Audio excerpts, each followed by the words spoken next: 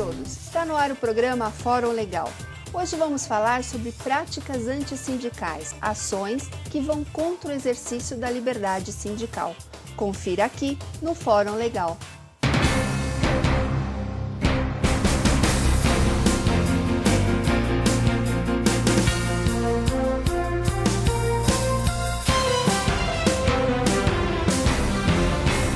Falar sobre o assunto, o Dr. Álvaro Egea, advogado, secretário-geral da CGTB, Central Geral dos Trabalhadores do Brasil, e Dr. Renan Arraes, assessor jurídico da CTB, Central dos Trabalhadores e Trabalhadoras do Brasil. Olá, doutores, sejam bem-vindos ao programa Fórum Legal. É um prazer estar com vocês. Doutores, o que significa práticas antissindicais? Quais são essas práticas? A principal prática contra o trabalhador por parte do empresariado é a dispensa do dirigente sindical com mandato. Ele tem o que nós chamamos de imunidade ou prerrogativas de exercer o seu mandato, de defender a sua categoria com absoluta liberdade, e ele tem estabilidade no emprego, até 1 ano após o término do seu mandato. Então, a primeira prática antissindical contra o trabalhador dirigente é essa. E contra o trabalhador em si, quando há uma suspeita da empresa de que o trabalhador está pretendendo iniciar-se numa representação, as empresas demitem.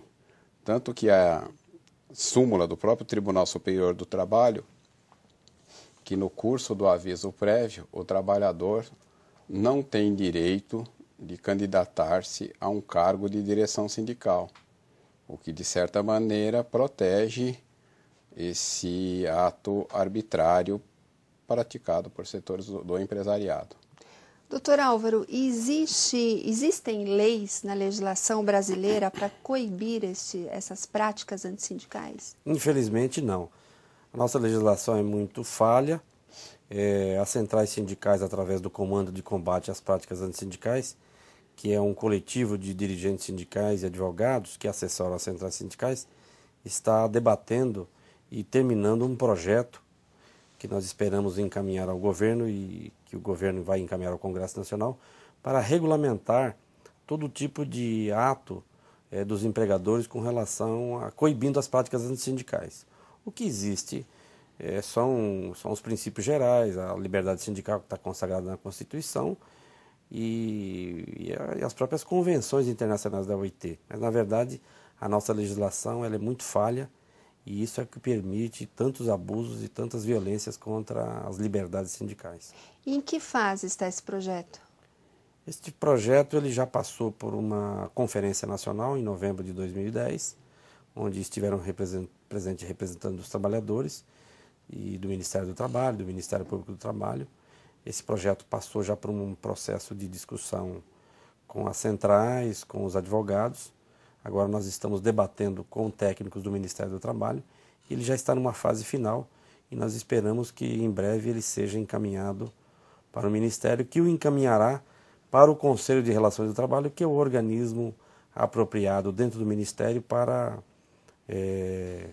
finalmente fazer alguma eventual alteração no projeto e depois transformá-lo em política de governo e o governo encaminhá-lo ao Congresso Nacional para apreciação do nosso parlamento. Doutor Renan, e quais são as liberdades que a Constituição garante aos sindicatos? São duas as liberdades. Primeiro, a autonomia. A autonomia em relação ao Estado. O Estado não pode interferir na organização sindical. O artigo 8º da Constituição ele diz mais ou menos o seguinte, que cabe aos trabalhadores decidirem sobre a melhor forma de se organizar. Quando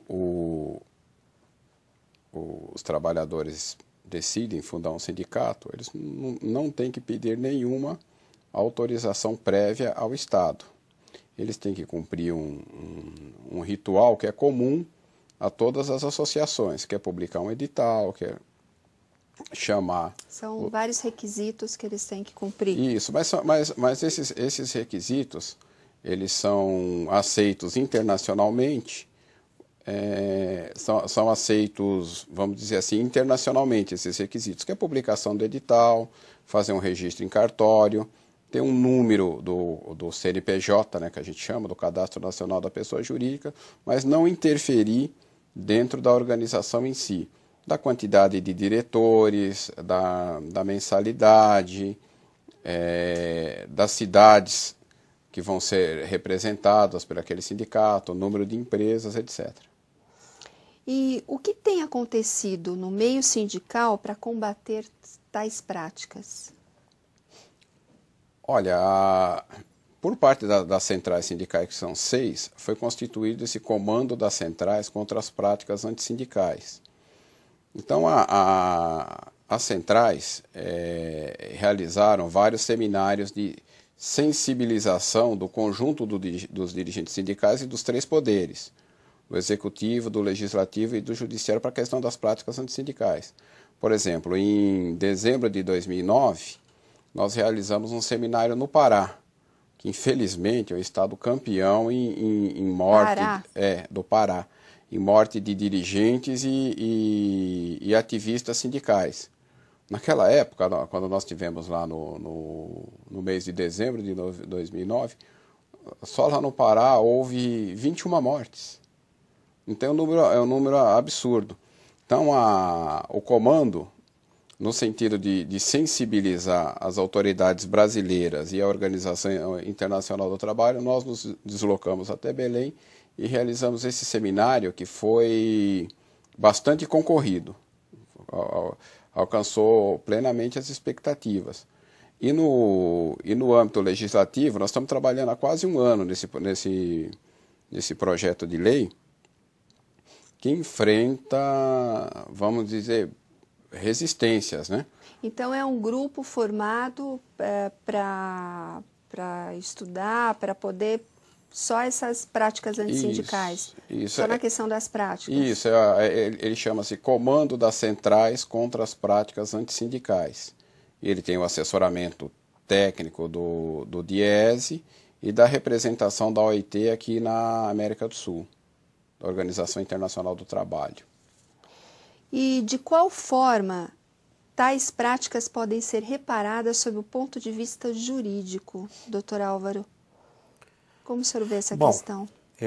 O principal instrumento de combate são os sindicatos e as centrais sindicais, que, evidentemente, através de denúncias do Ministério do Trabalho, no Ministério Público do Trabalho e, sobretudo, através de ações judiciais, propondo a penalização dos empregadores, sejam eles públicos ou do setor público ou setor privado, porque as práticas antissindicais não são um monopólio dos patrões do setor privado. O setor público é campeão de desrespeito à liberdade de organização sindical, em não negociar com os representantes sindicais, e está em regulamentação também a Convenção 151, que vai obrigar os patrões do setor público a negociar com seus sindicatos. E também há uma prática que já está se consolidando no país, que são as denúncias, queixas que as centrais sindicais, as organizações sindicais formulam perante o Comitê de Liberdade Sindical da OIT, que funciona em Genebra. Então, as centrais sindicais, os sindicatos, as organizações sindicais, elas têm utilizado todos esses fóruns, seja denúncias no Ministério Público do Trabalho e ações judiciais, mas nem sempre têm encontrado respaldo, porque há uma hostilidade muito grande de parte de um pensamento restritivo, de um pensamento, de um resquício de um pensamento ultraliberal, no sentido de enfraquecer as organizações sindicais. Então, nem sempre a gente encontra respaldo no Judiciário, nem sempre encontra respaldo no Ministério Público do Trabalho. Mas em que pese em serem organizações que constitucionalmente têm a obrigação de defender as liberdades sindicais. E nesses casos, quando essas organizações, esses poderes estatais falham, nós vamos até o OIT e denunciamos, como fizemos em novembro de 2009, que nós formulamos uma queixa das 6 centrais sindicais contra o Poder Judiciário trabalhista no país e o Ministério Público do Trabalho, que reiteradamente tem tomado decisões no sentido de enfraquecer a organização sindical, sobretudo no sentido de tirar delas a independência financeira. Porque não há liberdade sindical se não tiver a liberdade de finanças, se o sindicato não tiver dinheiro para enfrentar os seus adversários. Mas este movimento é em nível São Paulo ou em outros? Não, brasileiro. As centrais, elas são organizações nacionais, elas têm representação em todos os estados e são organizações por lei de caráter nacional. Então as centrais, elas têm esse comitê, esse comando, e esse comando é uma espécie de um grupo de combate, onde os militantes, dirigentes, assessorados por advogados, do pessoal do DIES e também da OIT, eles têm uma atuação focada na questão das práticas antissindicais. A questão também do Rio de Janeiro, recentemente aí dos bombeiros, que foram impedidos aí nas suas reivindicações, também foi uma questão de prática antissindical. Sim, aquele é um exemplo típico, né, de prática antissindical. Porque bombeiro, todo mundo sabe que bombeiro é uma tropa que anda desarmada, e eles estavam exercendo o seu protesto como uma forma de ocupação e foram presos, né, pelo Batalhão de Operações Especiais, pelo BOPE. Aquilo é um exemplo típico de prática antissindical, que internacionalmente o movimento reivindicatório dos bombeiros é aceito com a maior naturalidade. Doutores, infelizmente não temos mais tempo, mas estão convidados para um próximo programa sobre práticas antissindicais. Obrigada pela presença aqui no programa. Eu que agradeço. Obrigado. Chegamos ao final do programa Fórum Legal. Hoje o tema foi práticas antissindicais. Dúvidas? Mande para o nosso e-mail programa.forum.legal@sintoresp.org.br. Quer rever este programa? Acesse o site www.sintoresp.com.br e os nossos programas também estão disponíveis na página do YouTube www.youtube.com/Sintoresp. Obrigada pela sua companhia e até mais.